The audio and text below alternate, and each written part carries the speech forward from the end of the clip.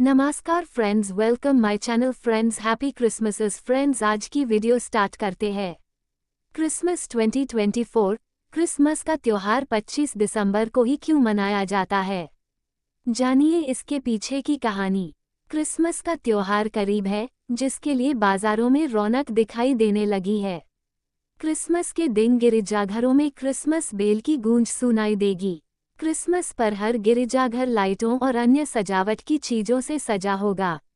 आइए जानते हैं कि ईसाई धर्म के लोग 25 दिसंबर को क्रिसमस का त्योहार क्यों मनाते हैं। Why Christmas day is celebrated. Christmas ईसाइयों और ईसाई धर्म का प्रमुख त्योहार होता है। ईसाई धर्म के लोग हर साल 25 दिसंबर को बड़े उत्साह के साथ इस त्योहार को मनाते हैं। हर साल 25 दिसंबर को गिरजाघरों में क्रिसमस बेल की गूंज सुनाई देती है। साथ ही क्रिसमस पर हर गिरजाघर लाइटों और अन्य सजावट की चीजों से सजा होता है। क्रिसमस पर ईसाई धर्म के लोग अपने घरों में केक काटते हैं और एक दूसरे का मुंह मीठा करते हैं। ईसाई धर्म की कथाओं के मुताबिक क्रिसमस पर प्रभु यीशु मसीह जन्मे थे।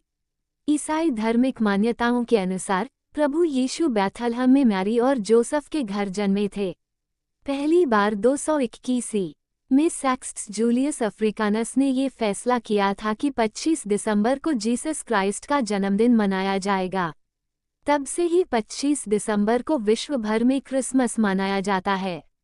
कब है ऑर्थोडॉक्स क्रिसमस? कैथोलिक और प्रोटेस्टेंट संप्रदाय द्वारा परंपरागत रूप से 25 दिसंबर बुधवार को क्रिसमस मनाया जाएगा। वहीं ऑर्थोडॉक्स संप्रदाय के लोग जनवरी 2025 के पहले रविवार को ये पर्व मनाएंगे, जो इस बार 5 तारीख को है। एक अनुमान के मुताबिक दुनिया में करीब 25 करोड़ ऑर्थोडॉक्स ईसाई हैं। भारत में क्रिसमस की छुट्टियां मनाने के लिए शीर्ष 5 गंतव्य। गोवा अपने प्राचीन समुद्र तटों और जीवंत नाइट लाइफ के लिए प्रसिद्ध, गोवा यकीनन भारत में क्रिसमस का अनुभव करने के लिए सबसे बढ़िया जगह है। अपनी पुर्तगाली विरासत और एक महत्वपूर्ण कैथोलिक समुदाय के साथ यहाँ क्रिसमस बहुत उत्साह के साथ मनाया जाता है। चर्च और घरों को आकर्षक रोशनी और पॉइंसेटिया फूलों से सजाया जाता है, जबकि बच्चे देर रात तक क्रिसमस कैरोल गाते हैं। सभी उम्र के लोग आधी रात के मास के लिए चर्चों में इकट्ठा होते हैं, जो गोवा में क्रिसमस को एक प्रसिद्ध और पर्यटकों को आकर्षित करने वाला तमाशा बनाता है। शिलोंग पूर्वोत्तर भारत के मेघालय के सुरम्य क्षेत्र में बसा शिलोंग में बड़ी संख्या में ईसाई रहते हैं, जो क्रिसमस को भव्यता के साथ मनाते हैं, जो इसे पूर्वोत्तर में छुट्टियों का अनुभव करने के लिए एक आकर्षक स्थान बनाता है। सड़कें, चर्च और घर चमकदार रोशनी से सजे होते हैं और उत्सव की भावना हवा में व्याप्त होती है। मध्यरात्रि की प्रार्थना सभा में शहर के चर्चों में लोगों की भीड़ उमड़ पड़ती है, साथ ही भावपूर्ण सुसमाचार संगीत भी बजता है। इस क्षेत्र की प्राकृतिक सुंदरता, इसके स्वादिष्ट व्यंजन और क्रिसमस का उत्साह अविस्मरणीय यादें बनाने के लिए एक साथ आते हैं। केरल में छुट्टियां मनाने वालों को क्रिसमस का पूरा अनुभव मिलता है। ईसाई समुदाय की मजबूत उपस्थिति और कई चर्चों के साथ राज्य इस प्रिय छुट्टी को बड़े उत्साह के साथ मनाता है। घरों, चर्चों और सड़कों को शानदार सजावट और रोशनी से सजाया जाता है। बड़े और छोटे दोनों तरह के चर्च पूरी रात खुले रहते हैं, जिससे आधी रात के लिए हजारों श्रद्धालु आते हैं। उत्सव में भाग लेने के अलावा आगंतुक केरल के बैकवाटर के प्राचीन समुद्र तटों का पता लगा सकते हैं, मसालों की खरीदारी का आनंद ले सकते हैं और पश्चिमी घाटों में जा सकते हैं। निस्संदेह ये केरल घूमने के लिए आदर्श समय है। मुंबई, जो अपनी तेज तर्रार जीवनशैली के लिए जाना जाता है, अपने जीवंत क्रिसमस समारोहों से आश्चर्यचकित करता है। बांद्रा का पश्चिमी उपनगर शहर में क्रिसमस का एक हॉटस्पॉट है, जो अपने कैथोलिक समुदाय के लिए जाना जाता है।